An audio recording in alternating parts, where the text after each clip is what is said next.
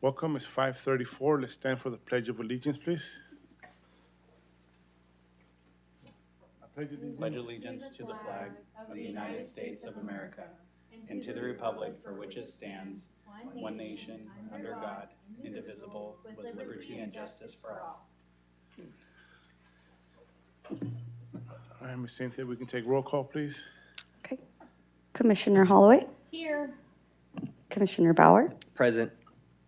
Commissioner Smith, Commissioner Lopez, Commissioner Abong, Here. and Chair Huichon. I'm here. Okay. I would like to remind the audience that if they wish to wish to address the Recreation and Parks Commission, they must submit a green request to speak located at the podium to my left. Agenda item D, public comment. Members of the public who wish to speak on any matter not listed on the agenda may speak during this portion of the meeting and will be allotted 3 minutes. State law prohibits the commission from acting at this meeting on any matter raised during the public comment period. The chair may propose a further limit to the time available for all speakers at the discretion of the commission. In order to accommodate as many speakers as possible, members of the public who wish to speak on a matter that is listed on the agenda will be called upon to speak during discussion of that item. I currently have 0 requests to speak forms from the audience members wishing to speak on any items not listed on the agenda. Agenda item E, consent calendar.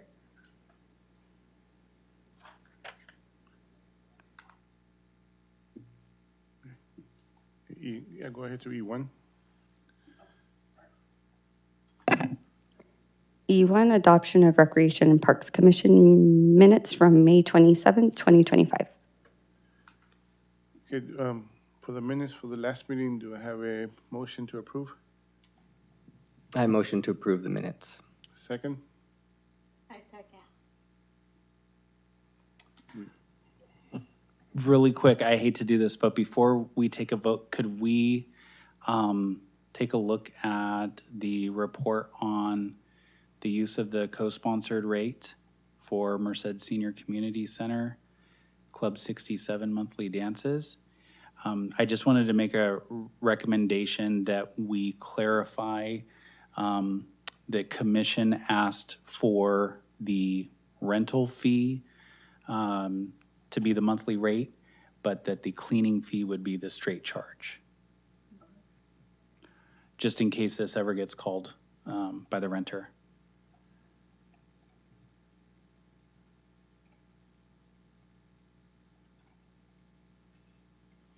Okay. Yep. So we would just need a motion to adopt the minutes with the clarification on that item, that the cleaning fee would be the standard charge. So based on the new information, do we have a motion to approve? I motion to approve the revised minutes regarding the cleaning fee of the community center, the senior community center. I second.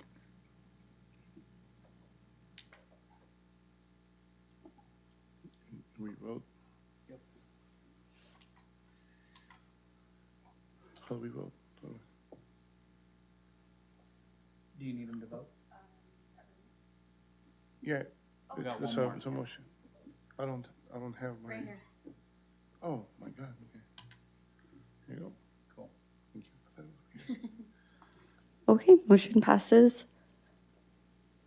Agenda item F, reports. I'm still waiting. Yeah, it's up there.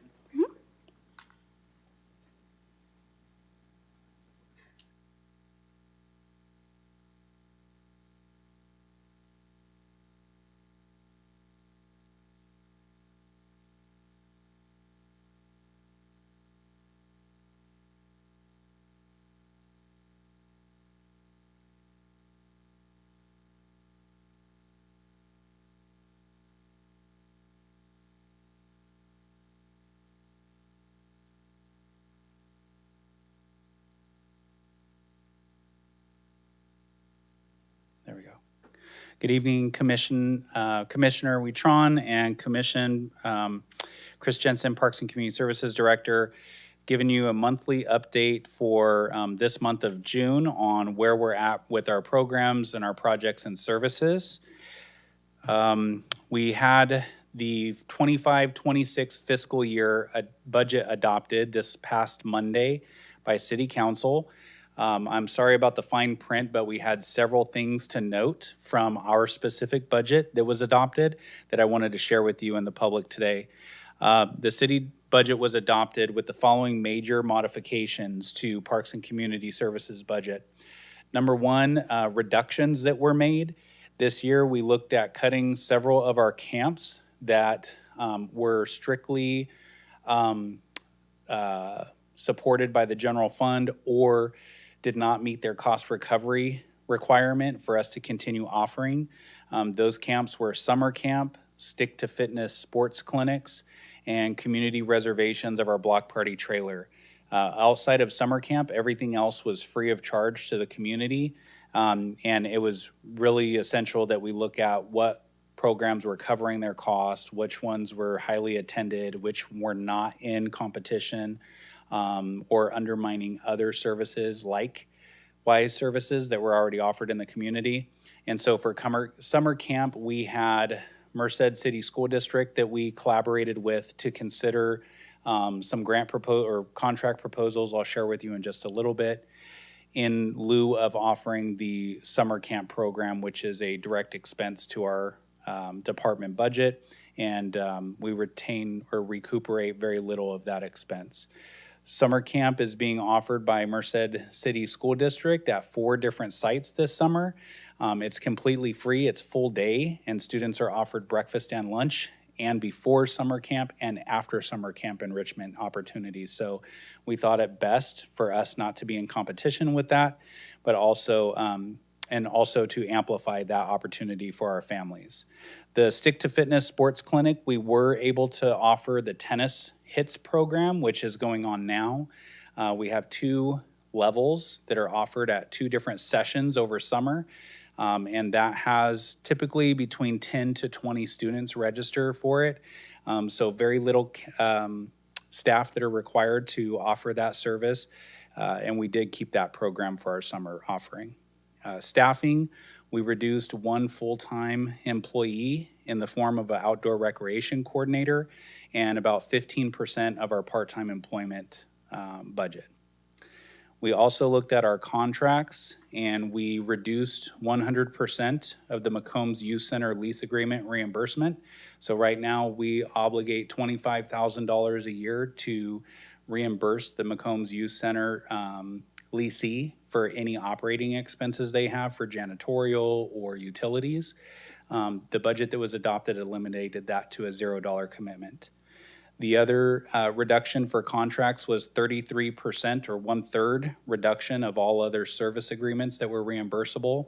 So if we have a lease agreement, which is the case with the McCombs Youth Center, whoever's using the building can actually sub-rent the building and acquire the revenue for their own purposes to offset operating costs, to go buy new equipment, staffing, etc. Our service agreements do not allow for that. Our service agreements are offered at our smaller youth centers like Stephen Leonard, McNamara, or Central Youth Center at 27th and K. Those are simply agreements to offer services at a particular time of day. And so because of that, the expense to the city is very limited compared to the operation of our larger community center or youth center. And so we did reduce that by 1/3, but we kept a $5,000 allocation for each facility for next year. The additions to our budget were, I'm sorry. Question, Mr. Jensen. Yes, please. On the staffing, Yes, the FTE eliminated was an on the books position or a person that you had? it's a person that's filled, the position is actually filled right now. And thank you for asking for that clarification.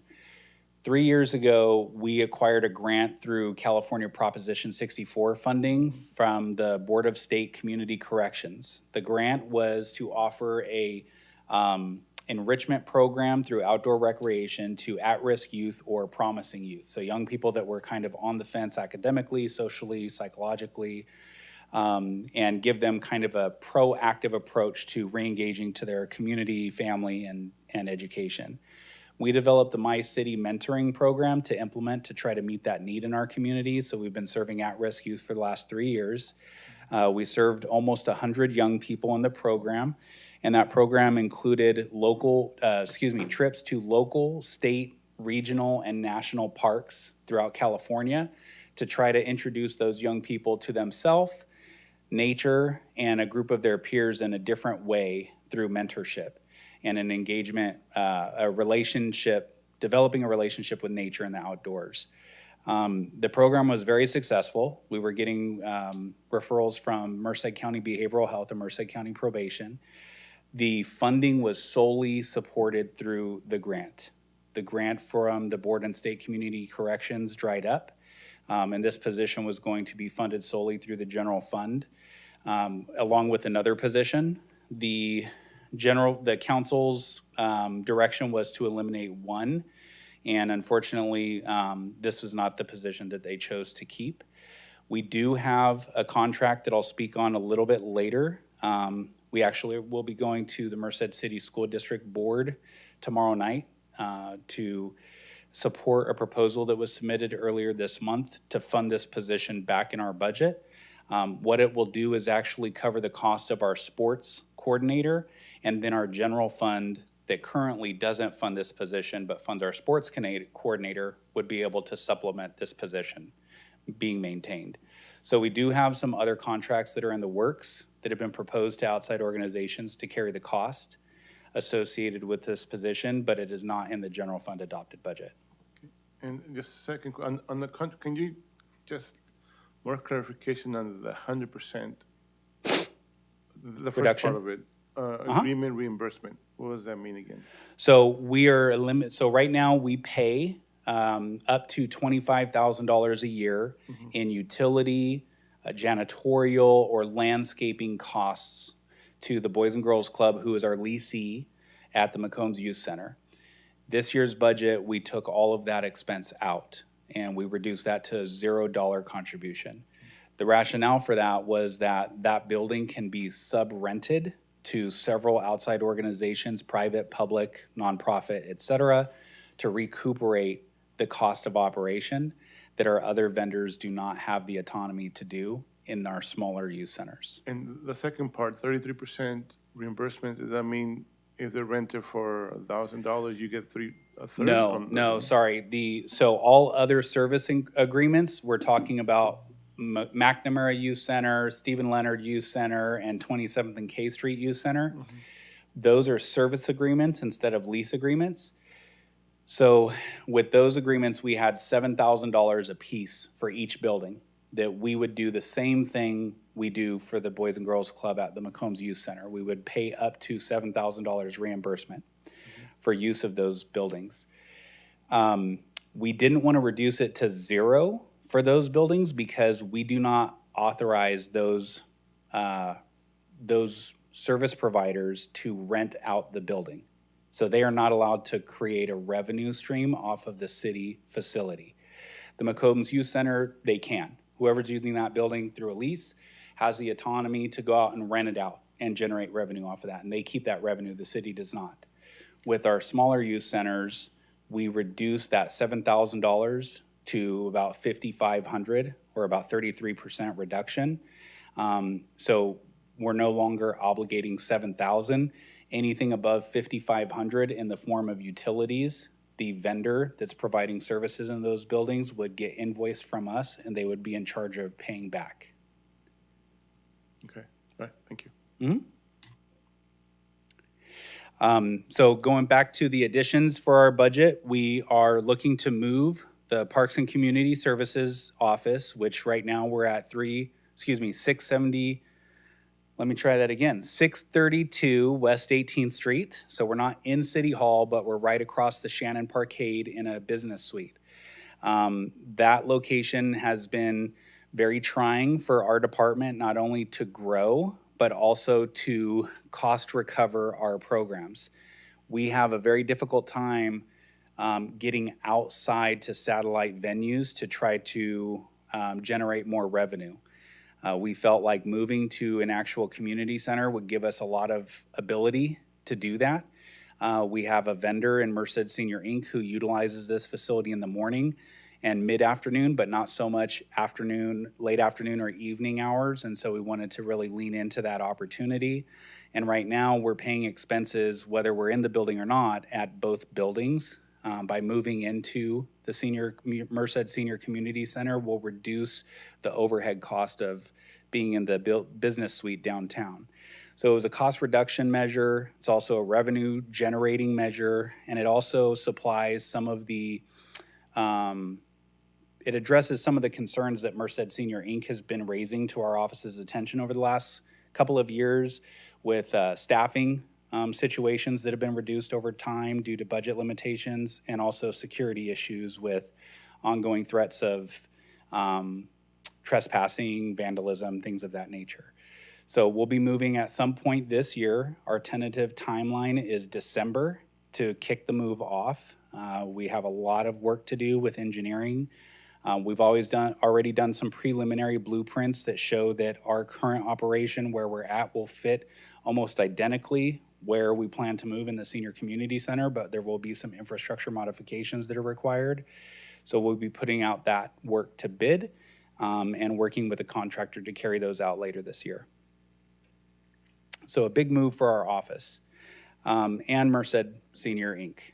The Merced City School District contract was awarded to the Junior Giants earlier this year. We asked for $20,000 to offset some of our operating costs to offer the free Junior Giants program. We also know that Junior Giants is our most popular program at serving almost 400 students every summer. One of the reasons it's so popular is because it's completely free. So what our proposal was to Merced City School District was to actually make every program that we offer free. And so we asked for $180,000 that'll be heard before their board tomorrow evening. And that cost won't cover most of our overhead as far as administrative expenses, but it'll cover our staffing, materials and supplies for both our Junior Warriors program, which is kind of our basketball program, our NBA program, and then our NFL flag football program. So if awarded, every student that is in Merced City School District would be able to participate for free, and we would invoice their registration fee to this school district. The third zookeeper was funded. It's one of the two positions we proposed be unfunded in our budget to get within what the general fund allocation was earlier this year. And City Council voted to put it back into our budget. So the comments that council made were that the zoo is a significant investment that we're working on through ARPA right now. We have a $1.8 million renovation that's going to take place later this year. That zookeeper for the last 3 years was paid for part-time by an outside foundation, the Daniel R. Martin Foundation out of Fresno, California. That foundation's commitment expires in June 30th of this year. I am happy to share that it has not been accepted yet by council, but we have been in discussions with a private donor who is looking to donate a significant amount of funding that will pay for that zookeeper for the next several years. So that will be going to council on July 7th for their consideration to accept that private donation. If awarded, that donation would cover that cost, which would free up this funding to look to other programs or projects or staffing. We also are going to be going into a lease with the Turf Tank. This is a company that does automated painting of field lines. The lease agreement that we're looking at allows for baseball, softball, football, soccer, and I think that's the base lease agreement. You can save or program each field that's in your city and put in the address and different fields that are at that address. For example, CP42, the park that we're building now, will have 4 full-size soccer and football fields. We can pre-program those measurements for each field and have this thing out there for a few hours, and it'll paint the fields for us without having the manual labor to actually have to do the painting. Right now, just with staff turnover due to the number of part-time staff that we have that do the field preparation, it takes a significant amount of staff time to chalk fields and lines. When we're in softball season and baseball season, spring for us, we chalk 14 fields a day in the city of Merced between all the schools, middle schools, ball fields, and our sports fields. And so this will be a significant help for us. And that will be a 3-year lease that we will enter with Turf Tank. The part-time recreation field and facility worker, we have a $24,000 expense that was added to our budget, and that is to actually specifically oversee the regional sports complex that we'll be putting online later this year. We're hoping to be complete by fall of 2025.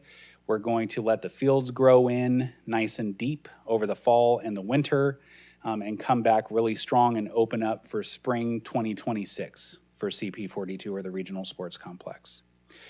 The last budget item that was adopted was a $750,000 allocation to the renovation of Joe Herb sports fields. Joe Herb is a very historic sports facility in the city of Merced. It's in a low to moderate income neighborhood of Merced. It serves thousands of people every year, not just with baseball, softball, little league, flag football programs that we run, but also community events that are hosted here. We also lend the facility to our schools when their fields are flooded or under renovation and they need overflow fields. And so this is a really long-term investment that we're hoping to make at fields that have been used for a significant period of time and are very outdated. So with this $750,000, we'll be looking at ADA upgrades, safety and security focused upgrades, and a lot of infrastructure improvements in the form of walkways, lighting, dugouts, and usable, safer infields and outfields. Any question about the adopted budget? One thing I will note that was in addition to this, sorry, Commissioner Holloway, the arts, funding of the arts, our city council for the last 3 years has obligated funds to Arts and Culture Commission, and several of our park infrastructure or amenities such as restrooms, the zoo wall, things like that have actually been decorated through that funding allocation. And we shared some of our thanks for that contribution towards the local art scene. And council did adopt the budget with $75,000 put back into the Arts Commission. So that's good news for us. I think the arts have been really good for our beautification efforts of our local parks, and I look forward to continuing that partnership. Sorry, Commissioner? It's okay. I just had a question for the Merced City School District.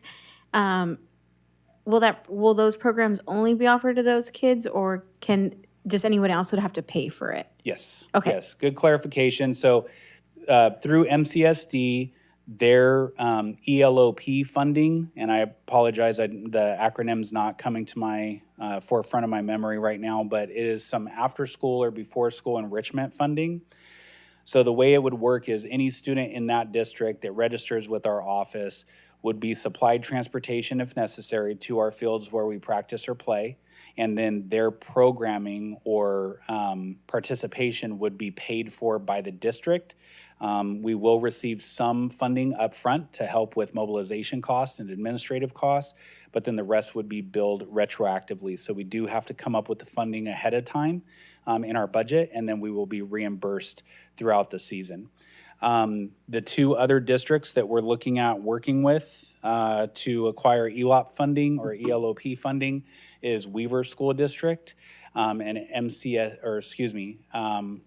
MCOE, because they have a private charter school and then homeschool youth as well. So we are interested in making sure that we offer that opportunity to those students if that district's interested. Any other questions on the budget? Okay, thank you. A little program update. So here at the top, you see the bear sign being reinstalled. This is the new sign, was just there earlier today. I need to give a shout out to the Sign Guys of Merced, the sign company that initially was used to purchase and install and manufacture the sign.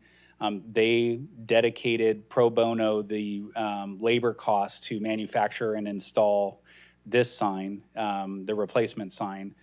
And then I do need to give a special thanks to 4 individual community members who stepped up and paid upwards of $4,000 in the form of donations to help pay for the replacement of the sign to be manufactured. So the delivery and the installation was covered by the Sign Guys, and the manufacturing cost was paid for by individual contributions from the Merced community. Hasn't been touched so far. It's been up for almost a month. It's a beautiful sign. If you guys have the chance to go by there, it's like 3D printed acrylic. It's multi-dimensional. It's a really cool place to take pictures with your family and share with your loved ones. The aquatics program. So Commissioner Holloway had asked last commission meeting to get an update on this and where we're at. Right now, we're serving over 300 families that have signed up for swim lessons this summer. Some of those aren't, I put 300 families, but it's 300 lessons. So some of those 300 individual lessons might be a replica family that signed up for 2 sessions, if that makes sense. Each session is 8 individual classes, so we have 4 weeks of lessons going on. The program's annual expense is upwards of $65 per person, but thanks to a generous donation from the Central Valley Opportunity Fund, we were able to reduce that fee to $25 per family. I want to thank Central Valley Opportunity Fund for working with us to acquire the funding to help limit the barrier of expense to our community. Recreation swim, which is for the lay person that isn't involved with aquatics, it's swimming outside of lessons. So just kind of your traditional open swim, you pay a fee to get in, you can jump off the diving board, jump in the pool, shallow, deep, etc. That is going to be every Friday and Saturday. It started this last weekend in celebration of Juneteenth on June 20th. That was our first day we were open, and I heard from our pool manager that we had an amazing turnout. We had to start turning people away because the pool met capacity later in the evening. So thank you to the community for showing up and support. Entry is $2, and you can stay there for the entire 5 hours that we're open for the $2 fee. So it's a pretty inexpensive form of entertainment. I will share that we are struggling with security of the site. If we could ask for the commission's support, the community support, it seems like it's not a big deal to break in and cool off and kind of get your swimming in, but unfortunately we have to close the pool. We have to sometimes clarify the pool because we're not sure who was in it and what they did in the pool. It costs us thousands of dollars to repair fencing and in staff time to investigate who broke in, how they got in. Did they take anything? Did anything foreign get poured into the pool? There's a lot of time that's consumed by investigating these break-ins, not to mention the repair to our infrastructure to try to keep the community safe. It's one thing if somebody wants to jump a 6-foot tall fence that's locked and says, keep out, no lifeguard on duty. That's a little bit difficult for us to control. But it's another thing for us to be on the hook when somebody rips a fence open and a 4-year-old wanders in unattended and then unfortunately passes away because they drowned because the pool wasn't open. And so it's really important that we keep our pools safe and secure, and we need the community support in honoring when the pool is closed. So if our commission and community could help us solicit that request, that would be great. The end of the season will be August 2nd, and that's when I will host the Big Kahuna Cannonball Contest. So if anybody has not seen it, please come on by. It's a ton of fun. We'll be ordering first place necklaces, so like the medallions that you get when you do like a race or something, we'll be giving those out from now on to whoever the winners are. 80 Gibbons Pool is open for private party reservations and special needs classes. So we have specific groups that don't do well with large groups of people, or the parents need to be more involved with the handling of the young people. And so those accommodations are available at 80 Gibbons Pool. Both pools have experienced vandalism, and the department is working to identify security features and operational tools that can mitigate some of those ongoing concerns in the future. But in the meantime, we do ask for the commission and community support to keep our pools safe by not entering when the pools are closed. The Junior Giants program is host to several divisions of players. New to Merced for the last 2 seasons has been the establishment of the Challenger League, where we serve children and families with special needs. We had a video on Facebook, I think, of the first night that we had the game for the special needs kids. It is so awesome seeing those kids. A lot of them don't get to experience this. Some of them do get to participate through their schools for Special Olympics, but that's limited to kids that are able to perform. This is open to anybody. There's no requirement to keep coming. You can try it one day. If it's not for you, you don't have to come back. And I want to give a huge shout out to Challenged Family Resource Center, who's one of our providers at the Central Youth Center. They do a phenomenal job with our staff, making sure that they're prepared, that they know how to interact with this population, and that they're supported in implementing a program for kids that traditionally don't get to obtain that experience. So kudos to that partner and our staff. Serving approximately 340 students each day, we have practices or games. The first pitch to open the summer session will be this Wednesday at Nanini Sports Complex. And unless one of you brave souls are willing to, actually, Commissioner Bauer used to play ball. I am looking for someone to come out and throw the first pitch. If you don't, I have to, and I feel bad for the child trying to catch it. So I will be out there about 5:30 getting warmed up. If you, Commission, would like to join us, please come on out. We'd love to have you there. And I promise we won't ask you to consider any voting items. Merced Applegate Zoo had its sign replaced, and I shared about that update earlier when we started the slide. Any questions about these updates? Okay, thank you. Capital improvement projects. Want to jump up to our opening slide here. So this is the most recent aerial shot for Merced's Regional Sports Complex. So we just had all the pickleball courts surfaced. We'll have 8 pickleball courts. We have 2 blacktops, 1 futsal court, the 4 full-size natural turf fields, 2 volleyball pits, 50,000 square foot shade structure. No, that is wrong. That's one too many zeros. 5,000 square foot shade structure, concession stand, restroom building, about 200 parking stalls, and Merced's first all-inclusive playground. The department is working on several additional capital improvement projects, including the completion of Phase 2, the Regional Sports Complex.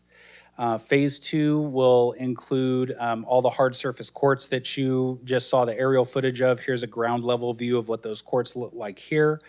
We have some finishing touches we need to button up, and then we'll be hooking up to the city's water supply and doing hydro seed of our fields and having those grow in.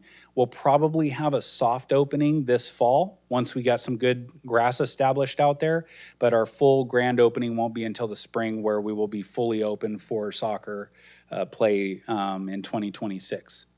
We also have the design of General Vang Pao Park underway, the renovation of and repair of Stephen Leonard Youth Center, and the construction of Bob Hart Square. If you've been downtown, you know it's a little bit of a mess.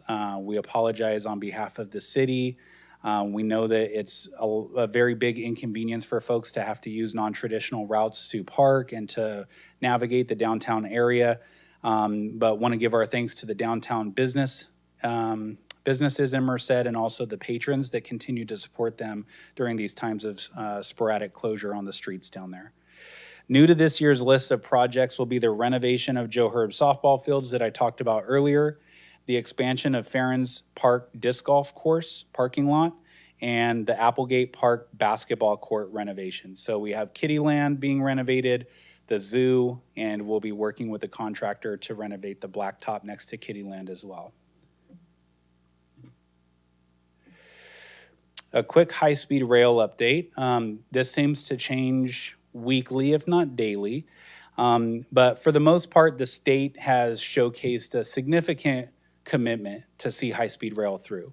The problem is they still have a major budget shortfall. Although funding looks to be promised on a pretty annual basis, at least under this governor's leadership, there is federal hesitation and to be quite frank, lack of support, both financially and through legislation. And so I'm not sure where we're at today, but as of last Friday, when we developed the presentation for you, the federal government was looking to freeze any use and called into question the legality of use of the approximate $4 billion that was obligated to the project by the federal government.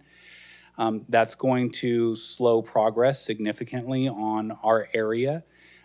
Station planning for our area is still underway. That's a good sign because it means that if high-speed rail happens, we want it to be intentional. We want Merced to be better off as a result of the station, not worse. I gave this testimony to council when I was asked to justify the move to the senior community center, and I said, it's our job to make sure that the residents of Merced are getting the maximum support that we can offer them when and if high-speed rail happens, and in the interim. And so for us, investing into facilities that we have in operation now is vital to ensure that we're doing the best job we can to offer services to our residents. The city maintains our commitment, and to showcase that, we are looking at an extended lease agreement for the McCombs Youth Center with Boys and Girls Club of Merced.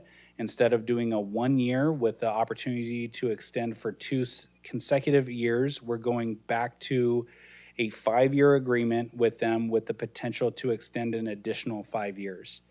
Again, every year of that contract will have a $0 contribution. So we're looking more at the original concept for the operation plan for the facility, which did not have a general fund contribution earmarked for the operation of the facility. It was supposed to be a revenue, help me, Ron. Revenue neutral, I knew it was on the tip of his tongue, revenue neutral agreement where the leasee covered all operation costs. The city was just investing in the facility. It hasn't been able to operate to that point until of late.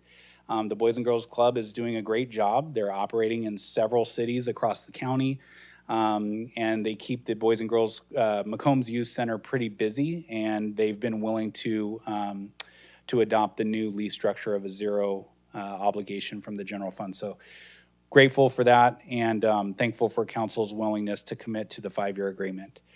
Both organizations do have a 90-day term clause to cancel their commitment. And so that there is that out in case either organization is unhappy with performance or support.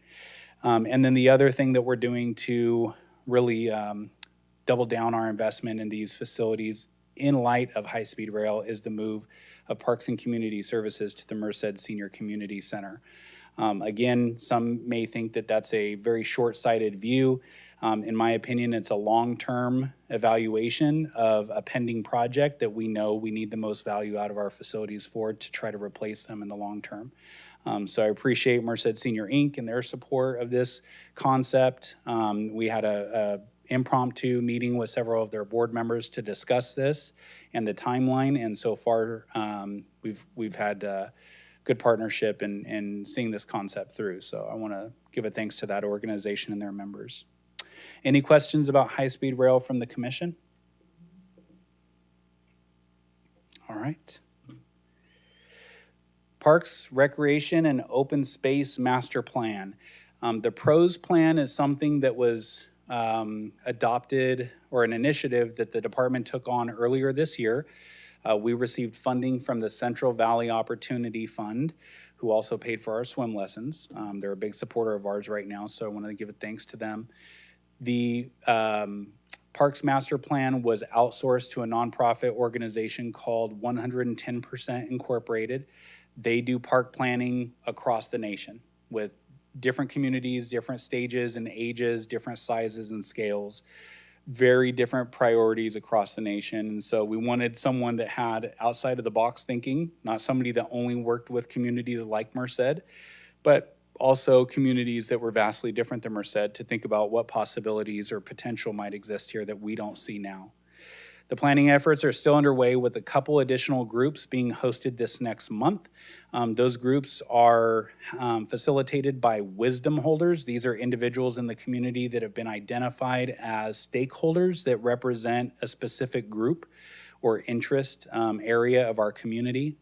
The goal will be to ensure that we move from external assessment, which we've been doing the last 3 or 4 months, to an internal assessment through interviews and key informant meetings to identify gaps in service, our operation, and capabilities that can be addressed through the PROS plan. So what you see here is a really cute snapshot of young people and how they were engaged. So we created a board at some of our community events. This was our first Movies in the Park that was hosted at the Downtown Theater. And they had all kinds of different park amenities available to vote on. And young people and their families were asked to vote according to their age. And it was really interesting to see kind of the scatter plot of different priorities that young people versus seniors versus parents versus athletes had on these options that were provided to them to vote on. The 110% consultant will come in the next month or two and give a presentation, a very thorough presentation to you as commissioners on what the assessment is finding. A couple of things that have stood out already, which I think I gave you an update maybe last month on the PROS plan. In North Merced, we see a very well-developed trail system that lends itself significantly to active life, people getting out and about on bikes, walking, running, et cetera. South Merced, you don't see that very much past Bear Creek. In North Merced or in South Merced, inversely, you'll see every single one of our youth or community centers is in South Merced. You have City Hall and the Sam Pipes room that can be used for community meetings. You have our office, you have the 27th and K Central Station. You have McNamara Park, you have CP 42 under development, you have Stephen Leonard Youth Center, and you don't have a single community center north of Bear Creek. So it's two different but significant investments in parks and community services and the services that could be residents can be exposed to as a result of those infrastructures, but you also will get different outcomes as a result of those specific offerings. So it's something worth considering as we move forward. What health disparities do we see or attributes do we see in various parts of the community based on the amenities that exist and don't? And that is the end of this month's update. Does the commission have any questions, comments, things that you were hoping I would say that I didn't ramble on about? I just like the progress of the Zoom. Awesome. Cool. Yeah, you're welcome. I will say for Applegate Zoo, we are at about 50% design. We had to scale back a little bit on some of the stuff that we wanted to do just because it gets really expensive to build facilities. But I am happy to share that the bear enclosure looks absolutely amazing, the way that this thing's gonna come together. So I appreciate that support, Commissioner. Thank you. Public comment?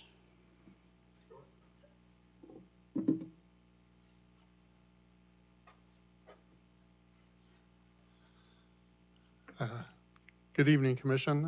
Ron Radney, representing Merced Senior Citizens, Inc.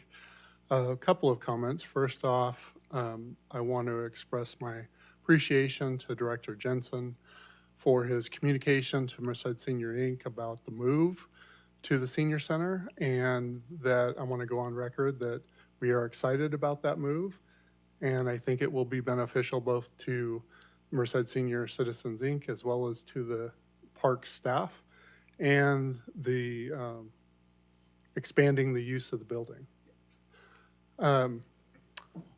Additionally, just comment and question.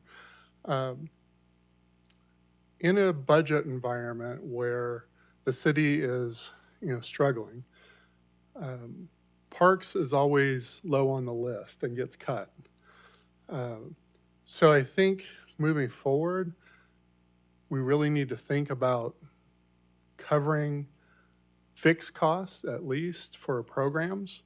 And so when we're thinking about programs that are free to the community, maybe there's an opportunity for sponsorship or for partial offset by nominal fees.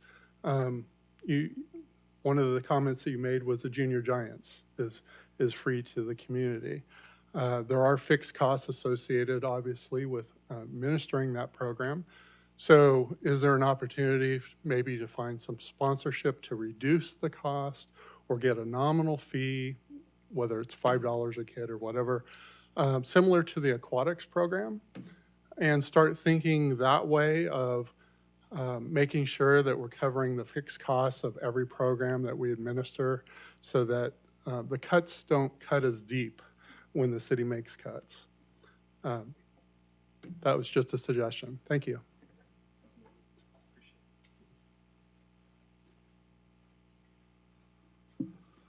Any other comments or questions from commission or the public? Just a follow-up on that comment, is it allowable to have the cities have sponsorships? Yes. Could it be Pepsi, Junior Giants? Yeah, It's so just- Junior Giants is a little bit unique. Yeah, but in- any other program could be named by whatever company they Yeah, sponsor? if we have an endorsement from an outside organization, obviously there's restrictions and opportunities that come with that. For Giants, so to speak, we would have to run everything by Junior Giants because that program is already free. It's actually part of their principles that we have to offer the program for free. So if there was an opportunity for sponsorship there, we could look at that and run that by the foundation and see if it coincides with their principles. But outside programs like our flag football program, our NBA program, for Little League basketball, we could certainly do sponsorships. There's a part of the budget process where we can solicit or suppose that we're going to get revenues. It is up to the city manager's office to accept those proposals. So in our experience, we did suggest several sponsorships being acquired in this next year. That was not the budget that was adopted.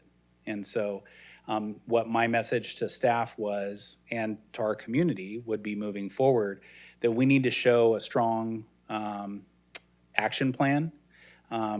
We can go and get sponsorships, even if it wasn't adopted in the budget.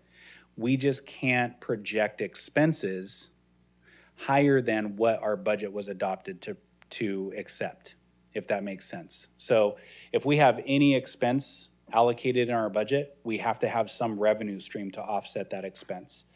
If the city manager's budget that council adopts does not illustrate an expense for a program that's going to be offset by a revenue from a sponsorship, then we can't have that expense budgeted. Now, we can still go get the revenue, but we don't have it appropriated yet. So it's our job to show the city manager that we can bring those sponsorships in so that we can move forward with a proposal next year showcasing projections of revenue, and the city manager can vote with confidence, yes, I can see your department is working on this. I have confidence in adopting a budget with you projecting those revenues from sponsorships. It hasn't been a big past practice of this department. I will say that our department has traditionally done the opposite, where instead of going and soliciting sponsorships or partnerships to acquire the ability to offer more services, we've actually partnered with local nonprofits to offer programs. So it is a swing in the pendulum, so to speak, to actually take on more ownership of our own destiny and looking at things like sponsorships, partnerships, grants, et cetera. So we'll be continuing that pursuit this year. Okay, thank you. Yeah. I have seen where a company sponsors that day. And then say it's like an orthodontist and they can have like a little booth there to advertise their services and like they paid for that day. Yeah. So that would be a cool idea. Yeah, I definitely, that we do have some programs like our Stick to Fitness clinics where it might be just a series of a couple days. The other thing that comes to mind for that is our Movies in the Park series. We do sell sponsorships for those. It's a little bit difficult to project consecutive sponsorships just because we haven't had that rich history here. But yeah, to your point, it's definitely something that we're pursuing. So all ideas are welcome. So as a commissioner, are we allowed to solicit donations or sponsorships on behalf of the commission? Not on behalf of the commission, but on behalf of you as a private citizen. You could certainly go out and suggest that local businesses work with our office to offer lower fees or cover the sponsorship of a certain number of students. For example, with the Central Valley Opportunity Fund, they didn't have enough money to give funding to everybody for free. So what we did to spread their $5,000 contribution was to divide that by the number of swim lessons we had available. And that allowed us to cut 90% of the cost to families. So it wasn't totally free, but we went from a $65 fee to a $55 fee all the way down to a $25 fee. And our enrollment went up pretty significantly in the next 2 weeks once we advertised that. So there's a variety of things that we can do. What we're working on internally at our office is solidifying a sponsorship packet.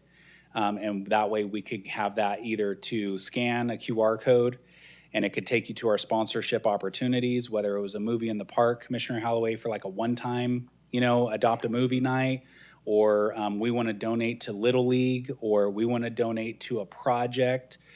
Having those things teed up and advertised so folks can share that information. And then agencies or individuals that have that interest can follow up accordingly, and we have a process for acquiring those.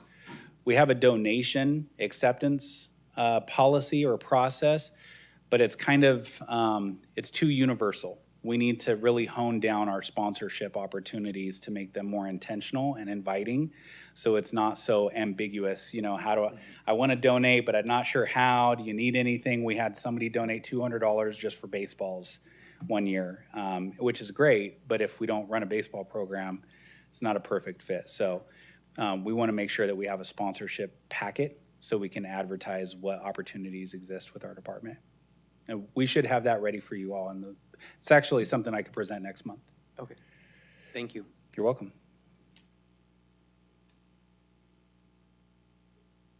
All right. Thank you.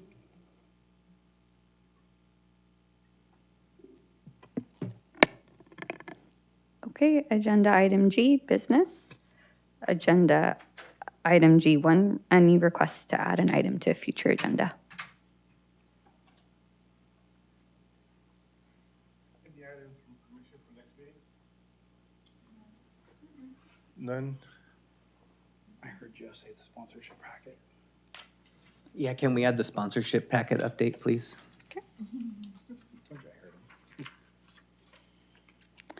Agenda item G3, commission comments.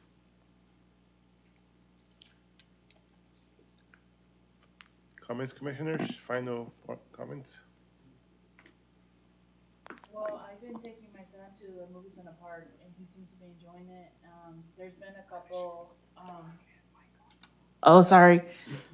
And there's been a couple events at Applegate Park. They had like a family fair event, and they had Juneteenth, and they had celebration of dads. So I took him to all of those, and he had a lot of fun. So that's what I've been doing.